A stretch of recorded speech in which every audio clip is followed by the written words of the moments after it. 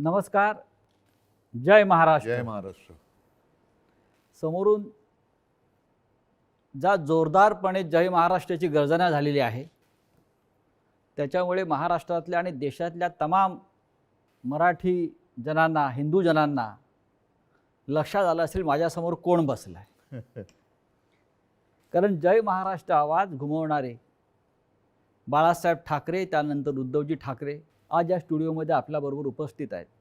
गेल्या 1 महिन्यापासून महाराष्ट्रात, देशात जे एक राजकीय वादळ निर्माण झाल्याचा भास निर्माण केले जातोय त्याचे संपूर्ण केंद्रबिंदू उद्धव ठाकरे आहेत.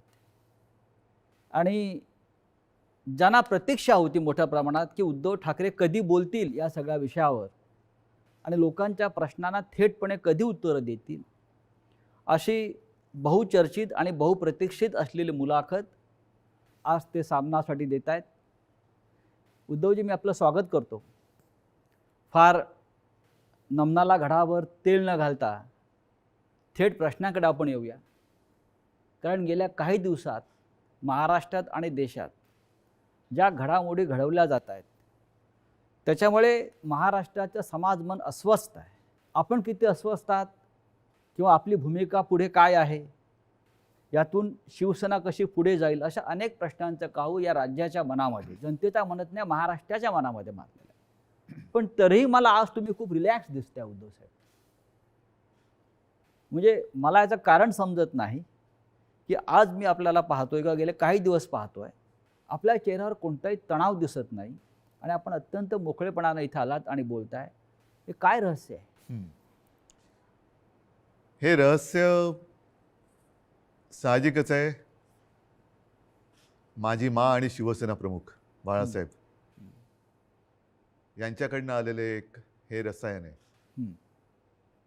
मा म्हटल्यानंतर शांत, सौम्य, संयम, आणि साहजिकच आहे बाळासाहेब म्हटल्यानंतर वर्णन करण्याची आवश्यकता नाही आहे. आज जवळपास 1 वर्षानंतर आपण भेटतो आहोत. होय. मला आठवतंय गेल्या वर्षी या दिवसात जेव्हा आपली मुलाखत घेतली होती तेव्हा कोरोनाचा कहर हा वरखाली होत होता. त्या कोरोनामध्ये जे काय करता येणं शक्य होतं ते मी राज्याचा मुख्यमंत्री म्हणून आणि अभिमानाने सांगेन की माझ्या राज्याचा कुटुंब प्रमुख म्हणून मी केलं. त्याच्यानंतर आता पाहिलं असाल, कारण त्यावेळेला लॉकडाऊन होता, मंदिरं बंद होती, सणासुदींना बंदी होती. पण यावर्षी आपण पहिली पंढरपूरच्या वारी, तिला परवानगी दिली म्हणण्यापेक्षा तिच्यामध्ये कोणताही अडथळा येऊ दिला नाही आणि जल्लोषात ती पार पाडली. म्हणजे पुन्हा एकदा सणासुदीला सुरुवात झालेली आहे. आता दहीहंडी येईल, गणपती येतील, नवरात्री येईल, दिवाळी येईल. पुन्हा एकदा आपल्या आयुष्यामध्ये उत्सव, उत्साह आणि आनंद ह्याची सुरुवात झालेली आहे. एक मध्ये जणू काही पॉज बटन दाबलं गेलं होतं. आपल्या सगळ्यांच्या सहकार्याने आपण कोरोनातून आणि त्या संकटातून बाहेर पडलो. मला आनंद आहे. आत्ता आपण सुरुवातीला जे म्हटलं की एक वादळ आल्याचा आभास होतोय. वादळ म्हटल्यानंतर पालापाचोळा उडतो. तो पालापाचोळा उडतोय सध्या, आणि तो पालापाचोळा एकदा बसला की खरं दृश्य हे लोकांसमोर नक्कीच येणार आहे. मी शांत कसा, तर मला चिंता नाही आहे. चिंता माझी नाही आहे, शिवसेनेची तर बिलकुल नाही आहे. हां, थोडीफार जी आहे ती नक्कीच मराठी माणसांची आणि हिंदूंची आहेच, हिंदुत्वाची आहे. ह्याचं कारण हिंदू द्वेष्टे हे आपल्या घरातच आहेत. मराठी द्वेष्टे, मराठी माणसाची एकजूट तुटावी, फुटावी, हिंदूंमध्ये फूट पडावी, आणि जी मेहनत माननीय शिवसेना प्रमुखांनी हयातभर केली मराठी माणसाची एकजूट करण्यासाठी, हिंदुत्वाची, हिंदूंची एकजूट करण्यासाठी, ती आपल्याच काही कपाळकरंट्यांच्या हातनं तोडावी, मोडावी असा हा प्रयत्न केला जातोय. ती मला एक चिंता आहे. आणि म्हणून मी जे म्हटलं की हा पालापाचोळा सध्या उडतोय, कोण कुठे, हा इकडनं पालापाचोळा तिकडे जातोय, पुन्हा इकडे येतोय. ही जी गळणं गरजेची होती ती पानं ही उडतात. मी मागे एकदा माझ्या मनोगतात म्हटलं होतं की ज्या वेळेला मी वर्षामध्ये राहत होतो त्या वर्षामध्ये 2 झाडं ही आपल्या घराला लागूनच आहेत. एक आहे गुलमोहराचं आणि दुसरं बदामाचं. दोन्ही झाडं मी साधारणतः गेले 2-1 वर्ष बघतोय, ज्याला आपण पतझड म्हणतो. ती पानं पूर्ण गळून पडतात. पानगळ पानगळ म्हणतो. ती पानं पूर्ण गळून पडतात अशा काड्या राहतात. आपल्याला वाटतं या झाडाला काय झालं, पण 2 ते 3 दिवसात पुन्हा नवीन कोंब येतात, अंकुर येतात. आणि मी बघितले 8 दिवसामध्ये 10 दिवसात ते बदामाचं झाड सुद्धा हिरवंगार झालं, गुलमोहर सुद्धा हिरवागार वा, झाला. वा. म्हणून जी सडलेली पानं असतात ती झडलीच पाहिजेत. ती झडतायत पानं, ती सडलेली पानं आहेत. म्हणजे आता पानं झडून पडतायत. आता सडलेली पानं झडतायत. ज्यांना त्या झाडाकडनं सगळं काही मिळालं, सगळा रस मिळाला, सगळं मिळालं म्हणून त्यांचा टवटवीतपणा होता, ती पानं सगळं झाडाकडनं घेऊन ती गळून पडतायत. आणि हे बघा कसं उघडं बोडकं झाले झाड, असे ते दाखवायचा प्रयत्न करतायत. पण दुसऱ्या दिवशी आपला माळीबुवा येतो, ती झाड सगळी पुन्हा ती पानगळ केळ्याच्या टोपलीत घेतो आणि घेऊन जातो. आता ती प्रक्रिया सुरू आहे केळ्याच्या टोपलीत झडलेली सडलेली पानं टाकण्याचा. आता सुरू झाले, आता नवीन कोंब फुटायला लागलेले आहेत. आणि शिवसेना आणि तरुण युवा हे नातं हे शिवसेनेच्या जन्मापासूनचं आहे. नक्कीच, कारण वयाच्या 80 हां, मात्र एक आहे, हां. अजूनही काही ज्येष्ठ शिवसैनिक हां. ते येऊन येऊन भेटत आहेत, ज्यांनी बाळासाहेबांसोबत काम केलेलं आहे, पहिल्या पिढीचे ज्यांना म्हणू. आणि तो संघर्ष त्यांनी पाहिलेला आहे, संघर्ष केलेला आहे. त्यांना शिवसेना म्हणजे नेमकं काय ते कळलेलं आहे. त्यांना आत्तापर्यंत अनेकांना शिवसेनेकडनं काही मिळावं अशी अपेक्षाच नव्हती, आजही नाही आहे. पण ते येऊन येऊन आशीर्वाद देत आहेत. तुम्ही आता मगाशी वर्षाचा उल्लेख केलात, मलबार हिलवरचं वर्षा बंगला, मुख्यमंत्र्यांचं निवासस्थान. आणि मगाशी मी आपल्याला म्हटलं की आपण खूप रिलॅक्स दिसत आहे. पण मला असं दिसतं आहे की मलबार हिलवरून आपण परत मातोश्रीला आल्यावर जास्त रिलॅक्स झालं. जास्त माझं घर आहे ते. म्हणजे मी तुम्हाला एक सांगतो मुद्दामून, ह्या काही हे माझे अनुभव आहेत. हां. जेव्हा माझी शस्त्रक्रिया झाली, हं. 2 शस्त्रक्रिया झाल्या होत्या. तो एक अनुभव माझा वेगळा आहे. तो कधीतरी तो फार विचित्र अनुभवातून मी गेलो आणि ठीक आहे. पण त्यावेळेला जेव्हा ॲनेस्थेशियामधनं मला जागवलं, मुख्यमंत्री असताना. मुख्यमंत्री होतो ना, शस्त्रक्रिया हां, अच्छा, झाली. ऑपरेशन थिएटरमधनं बाहेर ते ॲनेस्थेशियातून बाहेर आल्यानंतर काढताना मला डॉक्टरने विचारलं, सर कुठे जायचं, मातोश्री की वर्षा? मी पटकन म्हटलं मातोश्री. आणि मग डॉक्टरने सांगितलं, डॉक्टर मला तुम्ही गुंगीत सुद्धा विचारलं असतं ना ॲनेस्थेशिया दिल्यानंतर सुद्धा, तरी मी मातोश्री हेच उत्तर दिलं असतं. म्हणजे तुमची इच्छा नियतीने पूर्ण केली असं म्हणताय तुम्ही मातोश्रीत येण्याची? नियती ही म्हटलं तर असते, म्हटलं तर नसते. मुळामध्ये माझी वर्षामध्ये जाण्याची इच्छा होती का? हं. हां, ह्याचा अर्थ ते आता मुख्यमंत्रीपद गेलं म्हणून मी वाईट असं नाही. ते एक वैभव आहे. म्हणजे त्या मुख्यमंत्रीपदाचा वर्षाचा मी अजिबात अनादर करणार नाही. ती एक वेगळी वैभवशाली वस्तू आहे. महाराष्ट्राचं मुख्यमंत्रीपद हे मोठं वैभवशाली पद आहे, जबाबदारीचं पद आहे. त्याचं पूर्ण आदर ठेवून मी कधीच वैयक्तिक अशी स्वप्न बघितली नव्हती. पण त्यावेळेला जे घडलं ते आजच्या लोकांना, ज्यांना आपण विश्वासघातकी म्हणू, त्यांना ते पूर्ण माहिती आहे कसा पण तुम्ही- पाठीत वार केला गेला आणि तुम्ही- कोणत्या परिस्थितीत महाविकास आघाडीला आपल्याला जन्म द्यावा लागला. हो, पण तुम्ही इस्पितळात असताना, तुम्ही गुंगीत असताना तुमचं सरकार पाडण्याचा प्रयत्न होत होता. त्या विषयावर बोलू का?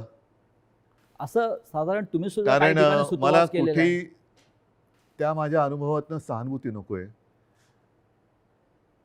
तो फार वाईट अनुभव होता. मानेची शस्त्रक्रिया ही कोणत्याही डॉक्टरनं किंवा कोणालाही ज्याला माहिती आहे त्याला विचारले की त्याच्यामध्ये धोके काय असतात, हां. ह्याची कल्पना मलाही होती. पण ती करणं मला गरजेची होती. ती केल्यानंतर पहिली शस्त्रक्रिया झाली, त्यातून मी चांगला बाहेर पडलो होतो.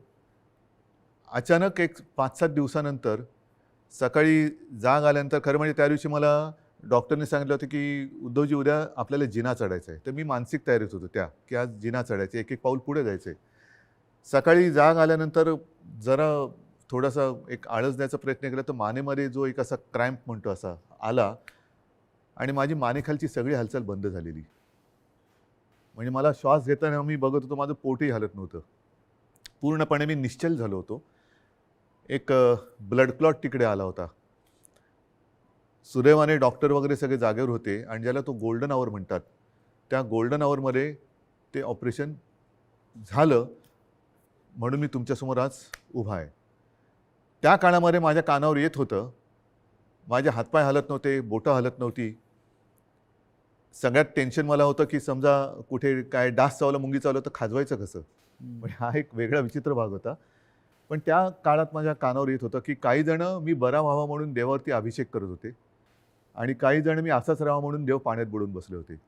देव पाण्यात बुडून बसलेले लोक आता पक्ष बुडवायला निघालेत. आणि तेव्हा हे पसरवलं जात होतं की हा काय आता उभा नाही राहत, आपलं काय होणार, तुझं काय होणार. म्हणजे ज्या काळामध्ये आपल्या पक्षाला सावरण्याची वेळ होती, आपला मी पक्षप्रमुख, कुटुंबप्रमुख, शस्त्रक्रिया झाल्यानंतर माझी हालचाल होत नव्हती, त्या काळामध्ये ह्यांच्या हालचाली जोरात होत होत्या. हे नाही म्हटलं तरी एक मला वेदनादायी एक सत्य हे आयुष्यभर माझ्यासोबत राहणार, की जेव्हा आणि मी तुम्हाला जबाबदारी दिली होती पक्ष सांभाळायची, नंबर 2चं पद होतं, पक्ष सांभाळायला म्हणून पूर्ण विश्वास दिला होता. तो विश्वासघात तुम्ही, मी हॉस्पिटलमध्ये असताना म्हणजे माझी हालचाल बंद होती तेव्हा तुमची हालचाल जोरात होती, आणि ती सुद्धा पक्षाच्या विरोधात. शिवसेनेच्या विरोधात किंवा शिवसेनेच्या बाबतीमध्ये हे विश्वासघाताचं राजकारण वारंवार का होतं? ह्याचं कारण शेवटी आम्ही पक्ष हा प्रोफेशनली नाही चालवत असं मी म्हणेन. तुम्ही सुद्धा गेले अनेक वर्ष शिवसेना अनुभवतात, शिवसैनिकच आहात तुम्ही, पण एक परिवार म्हणून आपण बघत आलेलो आहे. बाळासाहेबांनी आम्हाला तेच शिकवलं, माने तेच शिकवलं, की एकदा आपलं म्हटल्यानंतर आपलं, त्याच्यावरती कदाचित जो राजकारणामधला गुन्हा किंवा चूक असेल ती आमच्याकडनं वारंवार होते, ती म्हणजे एखाद्यावरती विश्वास टाकला म्हणजे आम्ही त्याच्यावर अंधविश्वास टाकतो. पूर्ण जबाबदारी, मग त्याला ताकद देणं असेल, शक्ती देणं असेल. म्हणजे 2014 साली जे आत्ता आम्ही हिंदुत्व सोडलं आहे म्हणून आवई उठवत आहेत, मारतायत, बोंब मारतायत, त्यांना मला हाच प्रश्न विचारायचा आहे की 2014 साली भाजपाने युती तोडली होती तेव्हा आपण काय सोडलं होतं? काहीच सोडलं नव्हतं. आजही नाही सोडलेलं हिंदुत्व. पण तेव्हा जो एक मधला काळ आला होता, विरोधी पक्ष एक शिवसेना झाली होती, म्हणजे अनेकांना असं वाटलं होतं की शिवसेना आता संपेल, पण शिवसेना एकाकी लढली आणि 63 आमदार निवडून आलेले. त्या काळामध्ये विरोधी पक्षाची जी जबाबदारी आपल्यावरती आली तेव्हा सुद्धा मी पद कोणाला दिलं होतं? आता सुद्धा जर भाजपनी आत्ता जे केलेलं आहे हे माझ्याशी बोलणी केल्याप्रमाणे हे आत्ता केलं, हे बोलणी केल्याप्रमाणे तेव्हा केलं असतं तर सन्मानाने झालं असतं. देशभरामध्ये पर्यटन करण्याची गरज लागली नसती.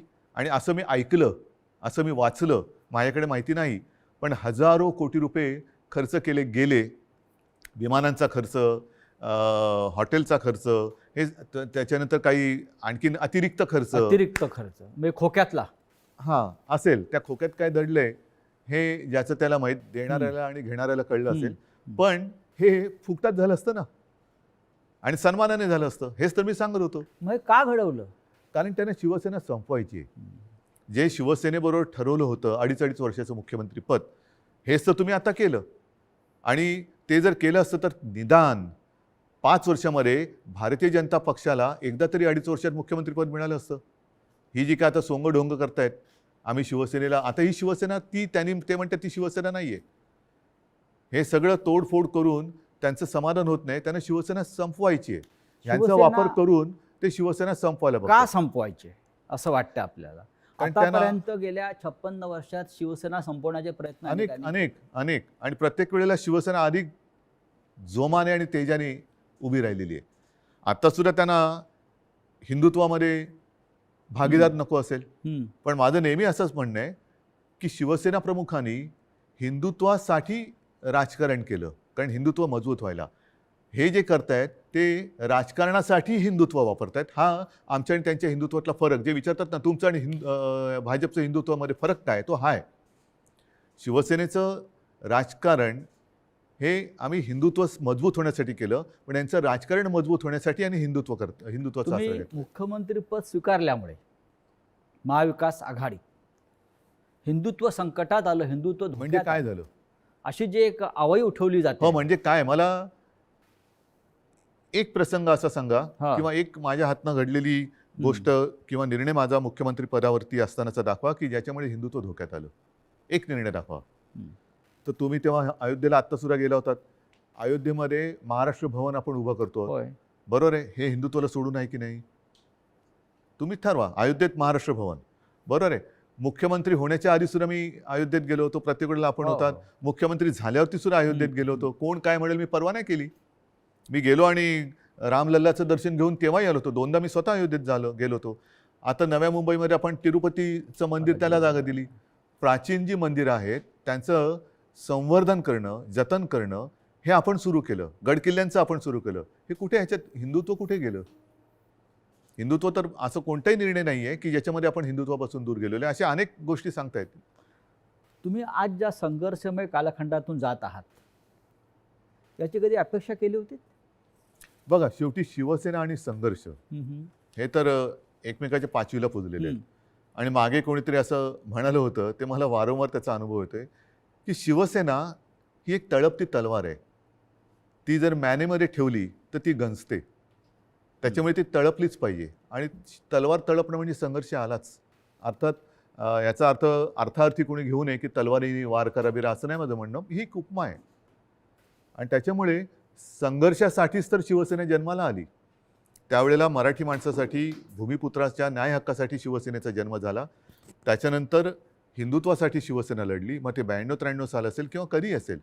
त्याच्यामुळे शिवसेना आणि संघर्ष, जिथे अन्याय तिथे वार, हे शिवसेनेचं ब्रीदवाक्य आहे.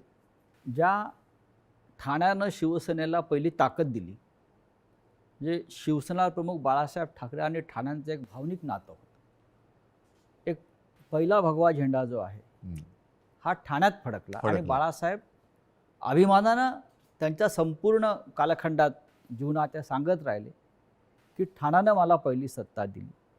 त्याच ठाण्यातून शिवसेनेला आव्हान उभं राहिलं. ठाणेकर सुज्ञ आहेत. हे जे पालापाचोळा जो आहे ते म्हणजे काय ठाणेकर नाहीत. ठाणेकर आणि ठाणेकर नागरिक, शिवसेनेचे ठाणे आणि ठाण्याची शिवसेना, हे जे नातं आहे ना, हे ह्या पालापाचोळ्याला तोडता नाही येणार. त्याच्यामुळे मी तर म्हणेन पूर्ण महाराष्ट्र आणि ठाणंसुद्धा, अर्थात त्याच्यात आलं मुंबईसुद्धा आली, सगळेजणं निवडणुकांची वाट बघतायत. आणि म्हणून माझं मत हेच आहे की याच्या पुढे एक असा कायदा झाला पाहिजे की ज्यांना कोणाला युत्या करायच्या असेल, युती करायची असेल, त्या दोन्ही पक्षांचं, 3 पक्षांचं, 10 पक्षांचं जे काय कडवळ तुम्हाला करायचं असेल ते करा. मात्र तुमच्यामध्ये करार मदार काय झालेला आहे तो जनतेसमोर ठेवा. जागा वाटप किती होणार आहे, कोणत्या ध्येयावरती, धोरणावरती तुम्ही युती करणार आहात, काय पुढे करणार आहात, हे करा. म्हणजे काय झालं असतं, एक तर जे माझं आणि भारतीय जनता पक्षाचं ठरलं होतं ते जे आता आधी नाकारून आता त्यांनी ते केलं, हे आधी जनतेसमोर उघडपणाने आलं असतं. दुसरी गोष्ट, निवडणुकीनंतर जे काय त्यामुळे मला करावं लागलं, महाविकास आघाडीचा जन्म नसता झाला.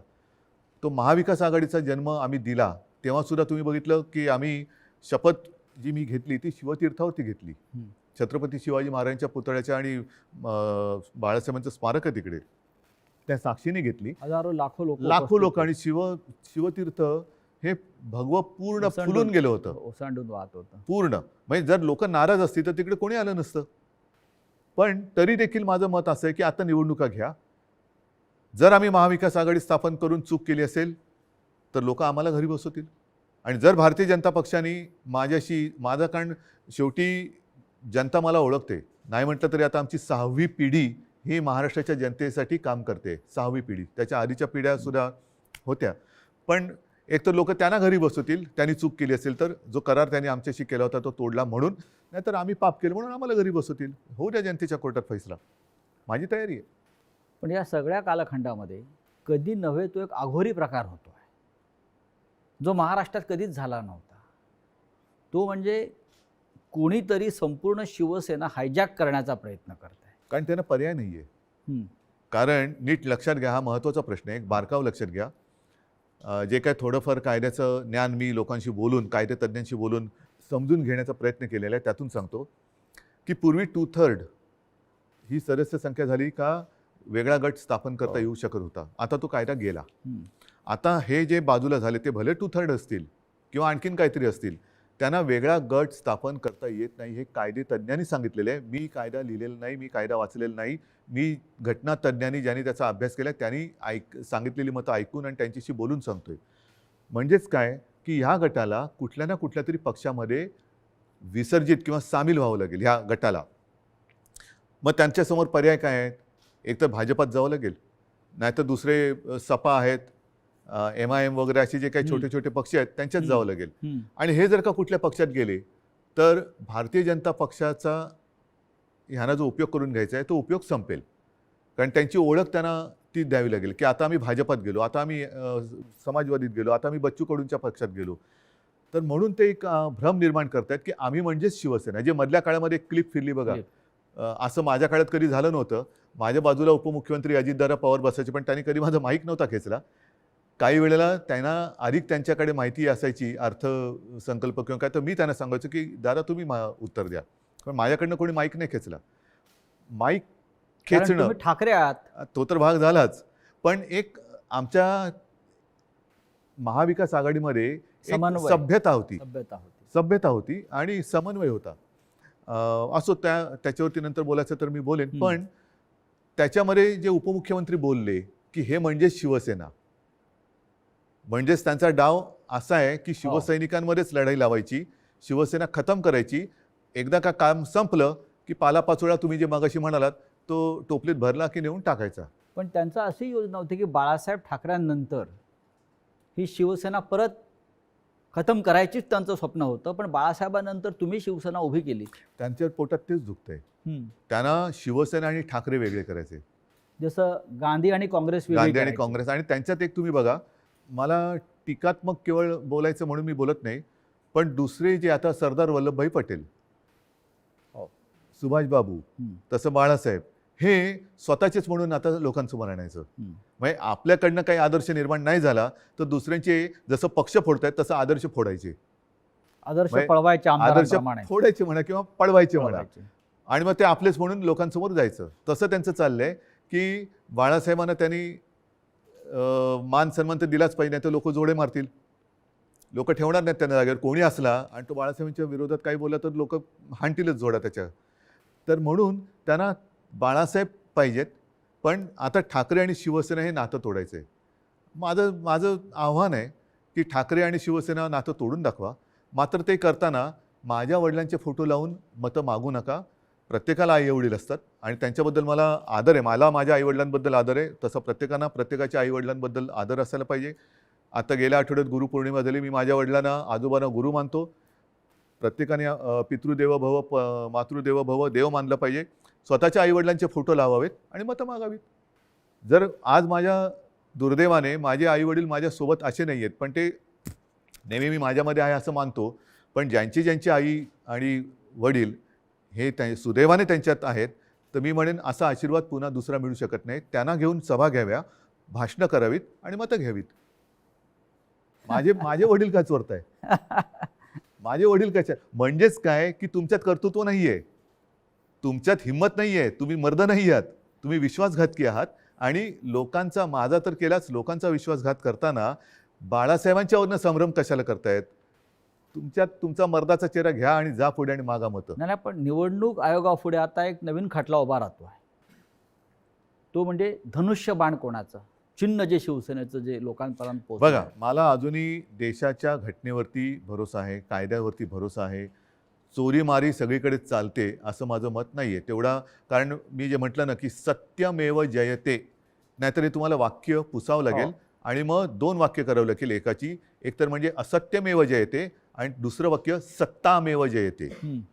त्याच्यामुळे सत्तामेव जयते पुढे तुम्ही असत्य घेऊन जर का करणार असाल तर ते काही लोक खपून नाही घेणार. आज वेळ अशी आणलेली आहे, हे दुर्दैव आहे महाराष्ट्राचं म्हणतो, की ठाकरेंना पुरावे द्यावे लागतात शिवसेना खरी किंवा खोटी. नाही, लोक वाट बघतायत निवडणुकांची. म्हणजे आम्हाला पुरावा द्यायची गरज नाही. लोक म्हणतात की आम्हाला निवडणुका येऊ दे, ध्यानच पुरून टाकतो. बरं, जनताच पुरावा देईल. जनताच त्यांना पुरून टाकेल राजकारणामध्ये. आज जी फूट दिसते शिवसेनेत, अशा प्रकारची फूट याआधी राणे भुजबळांनाही पाडता आली नव्हती. असं का घडलं? ज्यांना मी अधिकार दिले होते, ज्यांना मी म्हणजे त्यावेळेला लोक माझ्या तोंडावर नव्हती बोलत, पण मला कुजबूज यायची की अरे काय मुख्यमंत्री, नगरविकास खातं मुख्यमंत्र्याकडे असायला पाहिजे, मलाईदार खातं आहे म्हणतात. मला मलाई विलई खाण्यासाठी मी गेलो नव्हतो. मी माझ्याकडे जी खाती ठेवली होती ती एक GAD, ज्याला सामान्य प्रशासन म्हणतात, न्याय व विधी. IT मध्ये मला खरंच काहीतरी एक तंत्रज्ञानाचा उपयोग सगळ्या खात्यांसाठी काहीतरी करता येईल का, हा एक माझा विषय होता. राजीव गांधींनी एक क्रांती केली होती, तसा एक विषय होता. आणि त्याच्यानंतर काही काळ एका दुसऱ्या मंत्र्यांनी दिवे लावले म्हणून त्यांचं खातं माझ्याकडे थोडे दिवस मला ठेवावं लागलं होतं. नक्की काय चुकलं असं वाटतं? चूक माझी आहे आणि ती मी पहिल्याच माझ्या फेसबुक लाईव्हमध्ये कबूल केलेली आहे. गुन्हा माझा आहे. तो म्हणजे मी यांना परिवारातले समजून यांच्यावरती अंधविश्वास ठेवला. तुमचं मुख्यमंत्री होणं चुकलं? मला 2 गोष्टी आहेत. समजा मी मुख्यमंत्री त्यावेळेला यांना केलं असतं, हां. यांनी वेगळं आणखीन काय केलं असतं? कारण यांची भूकच भागत नाही. यांना मुख्यमंत्रीपद पण पाहिजे आणि आता पक्षप्रमुख म्हणजे शिवसेना प्रमुख व्हायचे. शिवसेना प्रमुखांबरोबर स्वतःची तुलना करायला लागलात. म्हणजे हे जे आहे ना, ही राक्षसी महत्वाकांक्षा आहे आणि ह्याला हावरटपणा म्हणतात. हाव. म्हणजे एक दिलं तरी तुझं तेही माझं, माझं तेही माझं, तुझं तेही माझं, ह्याचं तेही माझं, त्याचं तेही माझं, माझं ते माझं, तुझं तेही माझं इथपर्यंत होतं. आता ह्याचंही माझं आणि त्याचंही माझं इथपर्यंत त्यांची हाव गेलेली आहे. या हावरटपणाला सीमा नसते. की महाविकास आघाडीचा प्रयोग चुकला? महाविकास आघाडीचा प्रयोग जर का चुकला असता तर लोकांनी उठाव केला असता. जनतेने केला असता. तसं नाही झालं.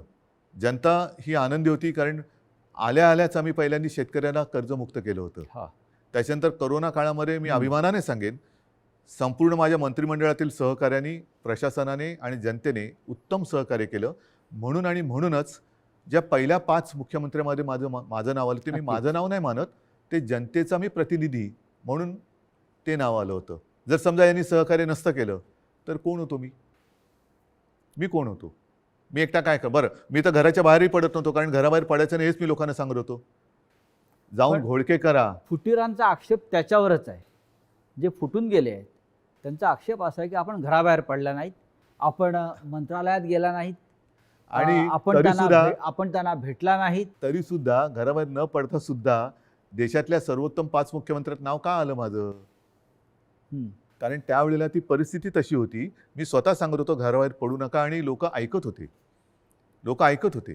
मी जर का घराबाहेर आजही पडलो आणि केव्हाही पडलो तरी शिवसेना प्रमुखांच्या, माझ्या पूर्वजांच्या आशीर्वादामुळे गर्दी होतेच. म्हणजे मग काय झालं असतं? लोकांसांगे ब्रह्मज्ञान आणि स्वतः कोरडे पाषाण. म्हणजे ती काळाची गरज होती. काळाची गरज होती. पण त्याच काळात मी पुन्हा एकदा सांगतो, सुरुवातीच्या काळामध्ये जेव्हा करोना आपल्याकडे त्याचा शिरकाव झाला हे कळलं, तेव्हा साधारणतः 7,500 ते 8,000 रुग्णशय्या आपल्या राज्यात पूर्ण मिळून होत्या. त्याच्यात ऑक्सिजन बेड्स आले, व्हेंटिलेटर्स आले, कॉमन जे रुग्ण असतात ज्यांना साधारणतः एक थोडी ट्रीटमेंट देऊन घरी जाऊ शकतात, ऑपरेशन नंतरचे असतील, त्याच्यानंतर डायलिसिस असतील. पहिल्या लाटेत आपण ते साधारणतः 8,000 जर का धरले तर ते 3.5 लाखावरती नेले होते. हे घर बसल्या. हॉस्पिटलमध्ये बेड्स नव्हते, रुग्णवाहिका नव्हत्या. कोणी कशा केल्या त्या? कोरोनाच्या टेस्टसाठी आपल्या राज्यात फक्त 2 प्रयोगशाळा होत्या. एक कस्तुरबामध्ये, दुसरं NIV एक पुणे. त्या आपण 600च्या वर केल्या घरी बसून. पण त्याच्याविषयी 50 आमदारांना कौतुक नाही आहे. त्यांना तुम्ही निधी दिलेला नाही म्हणतायत आणि तुम्ही हिंदुत्व सोडलं असं म्हणतायत. त्याच्यामुळे ते सोडून गेले. तुम्ही महाराष्ट्रासाठी जे काय केलेलं आहे, कोरोनाच्या संकटातून राज्याला वाचवलेलं आहे, लोकांना जीवदान दिलेलं आहे. महाराष्ट्रामध्ये नद्यातून प्रेतं वाहून तुम्ही दिली नाहीत. त्याचं त्यांना शल्य असेल की असं नाही झालं, हे चुकीचं झालं असं त्यांच्या मते असेल. आणि महाराष्ट्राच्या जनतेला हा मुख्यमंत्री आपल्या कुटुंबातल्या घटक वाटत होता, आपला परिवारातला भाऊ, मुलगा. त्याच्यामुळे मला ह्या विश्वासघातकांना माझ्याबद्दल काय वाटतं ह्याची चिंता नाही आहे. मला माझ्या महाराष्ट्रातल्या जनतेला मी त्यांच्या कुटुंबातला वाटतो. ह्याच्यात असं भाग्य हे फार क्वचित कोणाच्या नशिबी येतं. ते मला नाही वाटत ह्यांच्या नशिबी आलं असेल. कारण ह्यांच्या डोक्यावरती जरी काही पदं आता मिळाली, कारण अजूनही हम तुम एक कमरे में बंद असं यांचं मंत्रिमंडळ आहे, त्याच्यामुळे त्याचा विस्तार कधी होणार आहे माहिती नाही. पण हे मंत्री जरी किती झाले तरी कपाळावरती जो घाताचा शिक्का बसलाय तो नाही पुसता येणार. तुम्हाला असं वाटत नाही का की जे तुम्हाला सोडून गेलेले आहेत मोठ्या प्रमाणात त्यांनाच तुम्ही सर्वाधिक दिलेलं आहे आणि ज्यांना मिळालं नाही किंवा ज्यांना कमीत मिळालं ते आपल्या बरोबर राहिले? मला हेच म्हणायचं, ही शिवसेनेची ताकद आहे. शिवसेनेची ताकद काय आहे की सामान्यांना बाळासाहेबांनी असामान्यत्व दिलं. आता पुन्हा एकदा या सामान्यातून असामान्य लोक घडवण्याची वेळ आलेली आहे. आणि म्हणून मी माझ्या तमाम शिवसैनिकांना आणि माझ्या माता भगिनींना, बांधवांना विनंती करतो की चला परत उठा. आता पुन्हा एकदा सामान्यांना असामान्य बनवूया. कारण हे सारी लोक होती आणि ह्यांना ती चूक, मी पुन्हा तेच म्हणेन की ही चूक माझी आहे की त्यांना ताकद दिली. पण त्या ताकदीने ते उलटा वार नुसता नाही केला, तर राजकारणामध्ये ज्या आईने जन्म दिला त्या आईला गिळायला निघालेली अवलाद आहे. नुसतं आईवरती वार करणारे आपण म्हणत होतो तशी नाही आहे. ही राजकारणात ज्याने यांना जन्म दिला त्या आईला म्हणजे शिवसेनेला गिळायला निघालेली अवलाद आहे. ज्या पण तेवढी आमदारां- ताकद हो, त्यांच्यामध्ये नाही आहे, कारण शेवटी आई ही आई असते. नक्कीच. तुम्ही आईचा उल्लेख केलात. कालपर्यंत हे सगळे लोक या शिवसेनेला आपली आईच मानत होती. तुमच्याबरोबर वर्षावरती अनेकांना मी बसलेले बघितले शेवटच्या क्षणापर्यंत. हो, पण आत्ताच तुमचा आधीचा प्रश्न काय होता की मी यांना भेटत नव्हतो. तुम्हाला भेटून ते कधी सुरतला गेले, कोण गोव्याला गेलं, कोण गुवाहाटीला गेलं. 50 खोक्यांची इतकी ताकद असू शकते जी निष्ठा विकत घेऊ जाऊ शकते? निष्ठा नाही विकली जात. विकली जाते ती निष्ठा नसतेच. निष्ठा ही म्हणजे विकली जाऊ महाराष्ट्रात शकत पण नाही. महाराष्ट्रात पण झाडं आहे, डोंगर आहे, हॉटेल आहे. किती सुंदर आहे महाराष्ट्र. महाराष्ट्र तर फार म्हणजे ग्रामीण भागातल्या आमदारांना महाराष्ट्राच्या निसर्गाची भुरळ पडत नाही आणि गुवाहाटीच्या निसर्गाची भुरळ हो. पडते. म्हणजे मला कळतच नाही मग तुम्ही महाराष्ट्रातल्या मातीत कसे काय जन्माला आलात. ज्या महाराष्ट्राच्या मातीत जन्माला आलात त्या मातीची तुम्हाला ओढ नाही, प्रेम नाही, त्या मातीची तुम्हाला कधी वैभव दिसलं नाहीये काय. मी स्वतः कलाकार आहे. मी माझ्या त्याच्यावरनं सुद्धा त्यावेळेला चेष्टा झाली होती. पण मी गडकिल्ल्यांची फोटोग्राफी केलेली आहे, पंढरपूरच्या वारीची केलेली आहे. आणि त्यावेळेला जो मी महाराष्ट्र बघितला एवढा त्या पावसाळ्याच्या सुमारास मी सगळी फोटोग्राफी केलेली, एवढा नटलेला थटलेला आणि छान काय काय दऱ्या खोऱ्या एवढ्या फुलांनी बहरून जातात. तुम्हाला आम्ही तर शहरी बाबू, तुम्ही ग्रामीण भागातले, तर ग्रामीण भागात राहून तुम्हाला महाराष्ट्राचं सौंदर्य दिसत नाही, त्याचं वर्णन करावं असं कधी वाटलं नाही. आणि डायरेक्ट गुवाहाटी, मी गुवाहाटी का वाईट नाही म्हणत, प्रत्येक प्रदेश चांगला आहे, पण ह्यांना हे काय मातीसाठी करणार. इतिहास काळापासून दिल्ली आणि महाराष्ट्राचा कायम झगडा आहे. मग औरंगजेब, छत्रपती शिवाजी महाराज असतील, संभाजी महाराज असतील, दिल्लीने महाराष्ट्रावर सतत पाठीमागून वार केले किंवा महाराष्ट्र संपवण्याचा प्रयत्न केला. कारण काय हे आणि आता आजही तेच चित्र आहे ह्याच्या मुळाशी जाण्याची आता गरज की वाटते की आजही शिवसेनेचा सूड घेण्यासाठी ते बाळासाहेब ठाकरेंच्या अस्तित्वाला सुरुंग लावत आहे. मान्य, पण ह्याच्या मुळापर्यंत जायची गरज आहे. कारण जोपर्यंत ते दिल्लीत गेले नव्हते तोपर्यंत बाळासाहेब ठाकरेच यांना जपत आले होते. बाळासाहेबच यांना वाचवत आले होते आणि वाचवलं होतं एका हिंदुत्वाच्या ध्यासापायी, वेडापायी. मग दिल्लीत बसल्यावरती असं त्या दिल्लीच्या खुर्चीला काय असं वेगळा काय स्प्रे मारला की काय झालं की तुम्हाला ज्यांनी जपलं त्यांनाच तुम्ही संपवायला निघालात. ज्या शिवसेनेनी बाबरीची जबाबदारी तेव्हा घेतली होती शिवसेना प्रमुखांनी, त्या शिवसेनेला तुम्ही हिंदुत्व सोडलं म्हणून संपवायला निघालात. बरं, आम्ही काँग्रेसबरोबर गेलो म्हणून तुम्ही म्हणता हिंदुत्व सोडलं. मग मुफ्ती महमद आणि मेहबूबा मुफ्तीबरोबर तुम्ही गेला होतात, ते काय होतं, काय सोडलं होतं तुम्ही. मग तेव्हा तर आम्ही आता तुम्हाला वाटतं हिंदुत्व सोडले, जे सोडलं नाही, पण तेव्हा तुम्ही लाच सोडली होतीत ना. काय मेहबूबा मुफ्ती आज सुद्धा वंदे मातरम म्हणतात की भारत माता की जय बोलतात. हे माहिती असून सुद्धा तुम्ही मला हे त्यांनी एकदा सांगितलं होतं की तिकडे निवडणुका घेऊन दाखवा असं अतिरेक्यांनी आव्हान दिलं, म्हणून आम्ही निवडणुका घेऊन दाखवल्या.